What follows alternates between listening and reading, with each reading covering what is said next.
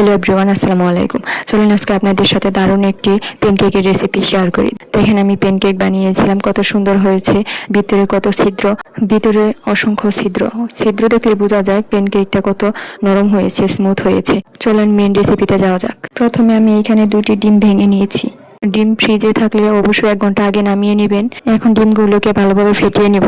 1/4 কাপের 2 কাপ চিনি দিব, ভালোভাবে মিশিয়ে নেব। চিনির দানাগুলো সুন্দরভাবে মিশে যাওয়ার আগ পর্যন্ত ভালোভাবে ফেটিয়ে নিব। 1 চিমটি লবণ দিয়ে দিব। 1/4 কাপের 1 কাপ সয়াবিন তেল দিয়ে দিব। এগুলো ভালোভাবে মিশিয়ে নিব। মিশানো শেষ হলে 1/2 চামচ ভ্যানিলা এসেন্স দিয়ে দিব। আর একটু ভালোভাবে মিশিয়ে নিব। সবকিছু একসাথে না দিয়ে এভাবে ধাপে ধাপে দিলে ব্যাটারটা খুব সুন্দর হয়। 1 কাপ আটা নিয়েছি, আপনারা চাইলে ময়দা ব্যবহার করতে পারেন।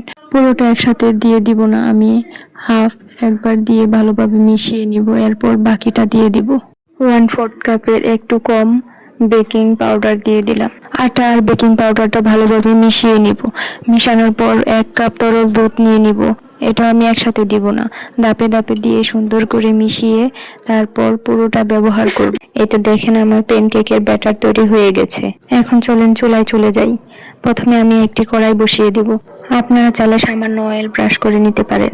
এরপর একটি চামচ নিয়ে 1 চামচ পরিমাণ ব্যাটার কড়াইয়ে দিয়ে দিব। তারপর ঢাকনা দিয়ে ঢেকে দিব। কিছুক্ষণ পর ঢাকনাটা খুলে উল্টিয়ে নেব। এইভাবে বাকিগুলাও তৈরি করে ফেলবো। আমার সবগুলা বানানো শেষ। এইটা দেখেন কত সুন্দর হয়েছে। কেমন হয়েছে আপনারা কমেন্টে জানাবেন। আর হ্যাঁ, এইরকম সুন্দর সুন্দর রেসিপি পেতে আমার চ্যানেলটা সাবস্ক্রাইব করে রাখবেন প্লিজ।